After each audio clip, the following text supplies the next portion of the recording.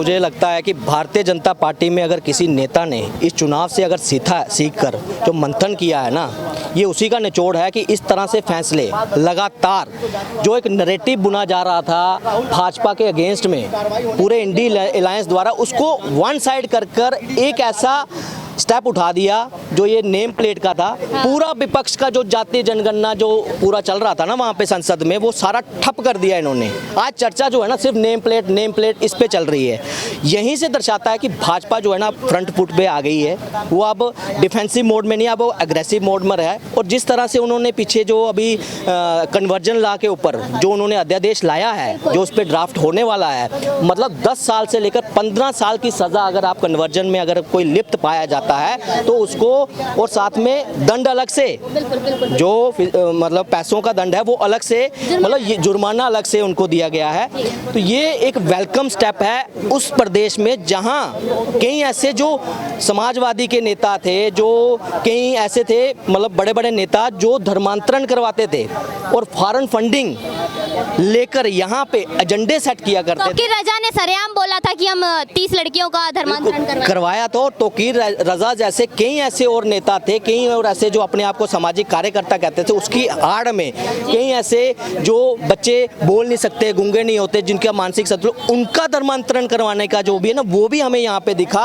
और सबसे बड़ी बात ये है, ये इस जो इनका पूरा नेक्सस था ना, उसके लिए ये जो कानून लाया है, ये बहुत एक वेलकम स्टेप कहूँगा, खासकर वहाँ की लड़कियों के लिए, वहाँ के जो गरीब आदिवासी है, जो ये ओबीसी की बात करते हैं, जो दलितों के नेता करने की बात करते हैं, असल में दलितों के लिए असल मायने में किसी ने उद्धार किया तो वो भारतीय जनता पार्टी है, योगी जी हैं। मैं कह रहा हूँ योगी जी को फॉलो करें बाकी प्रदेश भी। आप तो कह रहे हैं कि योगी जी को फॉलो करें, पर एक तरफ योगी जी जो भी फैसला लेते हैं यूपी के लिए, सुप्रीम कोर्ट और सीजेआई जो है उस पर रोक लगा देते हैं, चाहे वो मामला नेम प्लेट का हो। क्या आपको लगता है ये लव जिहाद के ऊपर जो ये इन्होंने एक्शन लिया है उस पर भी सीजेआई साहब दखलंदाजी? देखिए, हमारे माननीय कहूँगा मैं कि ये जो हमारे सुप्रीम कोर्ट के जज है ना, ये भारत में तो जज बनते हैं मगर पढ़ाई कर आते हैं वहाँ की बाहर का सिस्टम, वो कल्चर में इतने लिप्त हो जाते हैं। ये जो LGBT जी जो है ये खुद उसमें इन्वॉल्व है। कई ऐसे जज हैं जिनके बेटे जो हैं वो खुद LGBT को सपोर्ट कर रहे हैं। और भारत एक ऐसा देश है जिसमें आज गवर्नमेंट की ये है कि इसकी संस्कृति की ऐसी पहचान हो पूरे विश्व भर में, चाहे वो आयुर्वेद है, चाहे योग है या कुछ, उसको बढ़ावा दे रहा है। हमारी पहचान हमारे कल्चर से है, हमारी जो मॉरल वैल्यूज़ थी ना, हमारी जो कल्चर है, रिच हेरिटेज था, वो जब उसको ही अगर आप ख़त्म करोगे, उससे ही आप बदलोगे, पश्चिम की सभ्यता के साथ बदल दोगे, तो यहाँ हमारी मतलब एक सुपीरियरिटी किस में बचेगी? तो आज अगर सरकार इसमें कुछ कड़े फैसले ले रही है, जो 70-75 साल का जो कोड है उसको ख़त्म करने की कोशिश कर रही है, सुप्रीम कोर्ट अपना जो है ना दायरा भूल रहा है। एक तंत्र है हमारा जो 4 पिलर जिसको कहते हैं, एक जो सुप्रीम कोर्ट है, इसकी अपनी एक जुडिशरी पावर थी।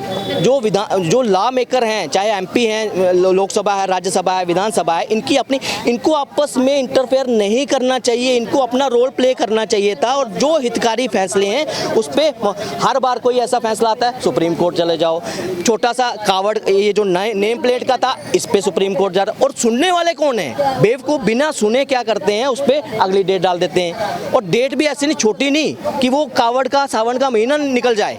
मगर फिर भी मैं कहूँगा कुछ जज बैठे हैं जो असल में भारत के कल्चर को समझते हैं, आगे बढ़ाने का काम भी कर रहे हैं, और जो सच में चाहते हैं कि देश में वो कुरीतियाँ ख़त्म हों, जो कानून में छिपी हुई हमारी कमजोरियां हैं वो ख़त्म हो। आज जब वो चीज़ हो रही है, वक्त लगेगा, मगर मुझे लग रहा है कि जुडिशरी पे भी मोदी सरकार जल्दी लगाम लगाने वाली है। ये जो एक कॉलेजियम सिस्टम बना हुआ है ना, आपको मैं एक बताना चाहता हूँ कि पूरे देश में 87 ऐसे परिवार हैं जो पूरे देश की जुडिशरी को कब्जे में रखा है। उनकी मर्जी से ही हाई कोर्ट के जज बनते हैं, उसकी मर्जी से ही पूरे देश के जज जो है सिर्फ जो लोअर वो एग्जाम देकर आते हैं। बाकी ये 87 परिवार, सोचो 87 परिवार कब्जा कर बैठे हैं पूरी इंडियन जुडिशरी के ऊपर।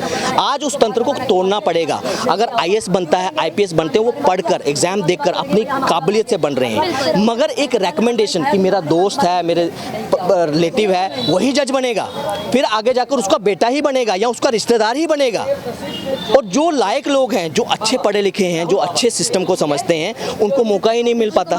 तो ये कमी को दूर करना पड़ेगा। हमारी राष्ट्रपति द्रौपदी मुर्मू जी ने भी संकेत दिया था कि आप अपने दायरे में रहे, और ये होना भी चाहिए। और रही बात मैं कहूँगा योगी जी की, वो हर बार दिल जीतते हैं, हर बार दिल जीतते हैं, और इस बार भी उन्होंने जीता है। जिस तरह से उन्होंने जो सुरक्षा व्यवस्था है वो तो उन्होंने सुधारी है, मगर अब उसको कानून के दायरे में भी ले जा रहे हैं। अगर कानून बन रहे हैं तो वो कमज़ोर कानून नहीं है, वो मजबूत कानून जा रहा है, जिससे आम आदमी जो उसके राइट हैं वो उसका बचाव हो सकता है। सर, एक तरफ योगी जी इतने कड़े फैसले लेते हैं, दूसरी तरफ वहीं यूपी में सपा के एक नेता के ऊपर 12 साल की दलित बच्ची से दुष्कर्म का आरोप लग जाता है। अब उसके अगेंस्ट योगी सरकार क्या फैसला लेती है? देखिए, उसके लिए फैसला लेने की जरूरत नहीं, जो कानूनी कार्रवाई होगी, हम पूरे हिंदुस्तान में कड़ा कदम, जिसको बोलते हैं ना, एक कड़ा कदम सरकार की तरफ से सिर्फ योगी सरकार में ही एक्सपेक्ट कर सकते हैं, चाहे वो किसी भी पार्टी का हो, चाहे अपनी पार्टी का, उनकी अपनी पार्टी का क्यों ना हो।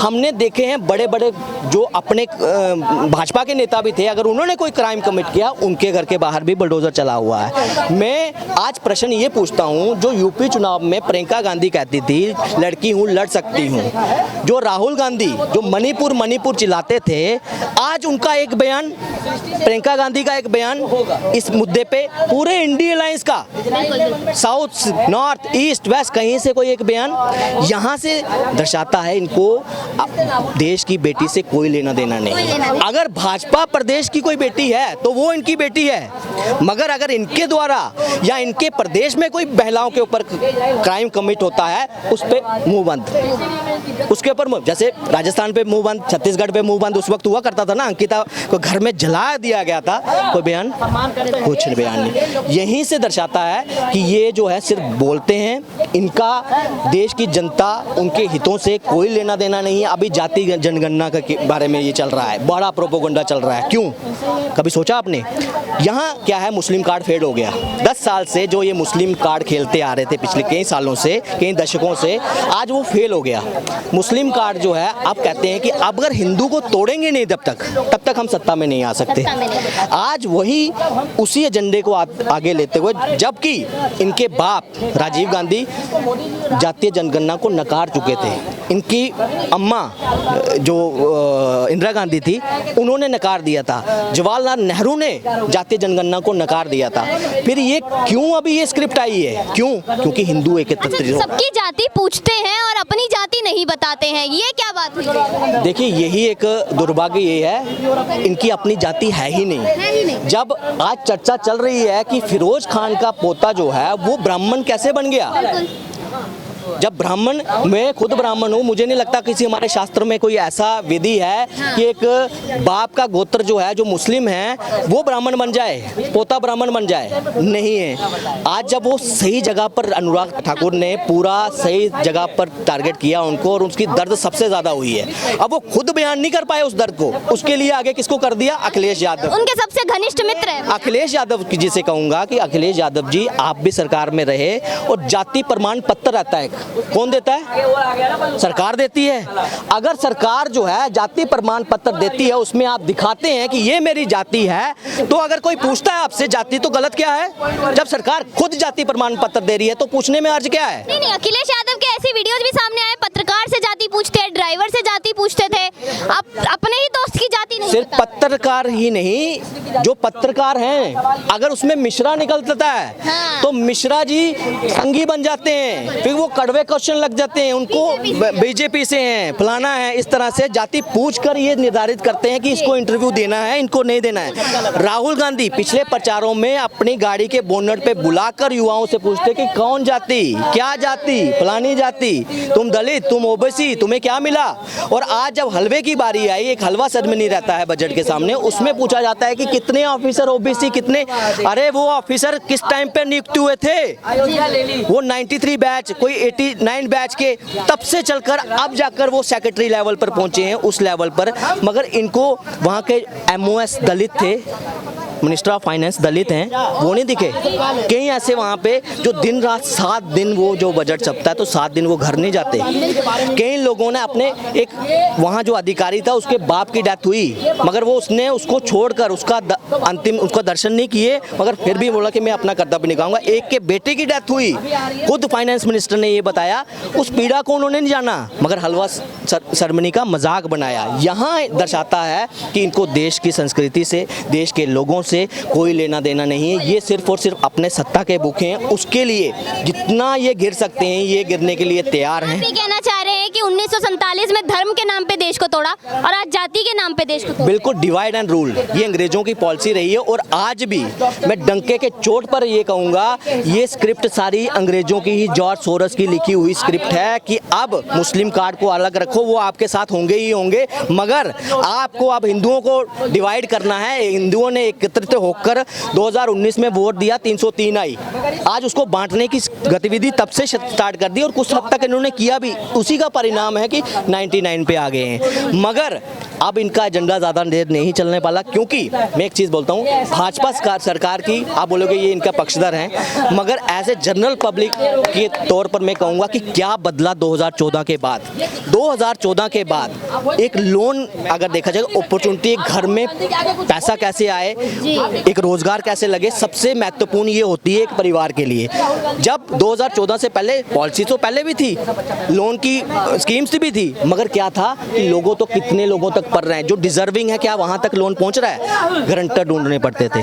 अगर आप डिजर्विंग हैं, आप वेल क्वालिफाइड हैं और आपके पास प्रोजेक्ट भी है, सब कुछ है, मगर क्या है, गवर्नमेंट गारंटर लाओ। क्या किसान कहीं से गवर्नमेंट गारंटर लाएगा? किसान का बेटा, कोई दलित का बेटा जो झोपड़ी झोपड़ी में रहने वाला है, मगर उसमें कैलिबर है, उसमें विजन है, वो टेक्निकली स्ट्रांग है, मगर उसको अपॉर्चुनिटी नहीं मिलती थी पैसों की वजह से। आज मुद्रा योजना के तहत जो 10 लाख था, इस बजट में 20 लाख कर दिया गया है। और यहाँ कोई ये नहीं रखा कि सिर्फ जनरल के लिए, सिर्फ एससी के लिए, सिर्फ एसटी के लिए, नहीं, सबको इक्वल अपॉर्चुनिटी मिल रही है। तो ये डेवलपमेंट है, यहीं से, चाहे ओबीसी है, चाहे एससी है, चाहे एसटी है, इसका उद्धार यहाँ से होगा। आप जाति जनगणना लेकर उनको सिर्फ लॉलीपॉप दे रहे हैं, एक्चुअल में काम भाजपा कर रही है बिना जाति जनगणना के, उनके उद्धार के लिए उनको अपॉर्चुनिटी दे रही है। और 35% सब्सिडी, कई ऐसी फैक्ट्रीज लगाने के लिए 50% सब्सिडी जो है गवर्नमेंट दे रही है। 5 करोड़ तक का लोन जो है स्टार्टअप के तहत मिल रहा है। आप मुझे एक चीज़ बताइए, ये अपॉर्चुनिटी अगर हर सबके लिए बराबर है, अगर देखिए इम्प्लीमेंटेशन की तरफ से किसी अधिकारियों की वजह से कहीं किसी को नहीं मिला होगा, मगर ओवरऑल रिजल्ट देखा जाए तो आज के टाइम पर जो है सबको अपॉर्चुनिटी मिल रही है। यही उद्धार ला सकता है। मेरा आखिरी सवाल आपसे ये रहेगा भैया, देश को आज़ाद हुए 75 साल हो चुके हैं, क्या अभी भी रिजर्वेशन और जाति जनगणना की आवश्यकता है? देखिए, आज हमारी ज़रूरत क्या थी, आज बजट पेश हुआ, हम एक्सपेक्ट कर रहे थे कि इस बार मजबूत विपक्ष आया है, हम पॉलिसीज़ के ऊपर बात होगी, जहां कमियां हैं उसके ऊपर बात होगी, मगर वही घिसा पिटा एक डायलॉग, जाति जनगणना। बिहार के सुप्रीम कोर्ट जो जाति जनगणना के ऊपर उसको 65% किया गया था ना, उसको खारिज कर दिया। अगर वहाँ खारिज होता था तो सोचिए देश के बाकी राज्यों में भी तो ये होगा। सिर्फ वेस्टेज ऑफ टाइम हुआ, क्या कुछ असल में कुछ निकला?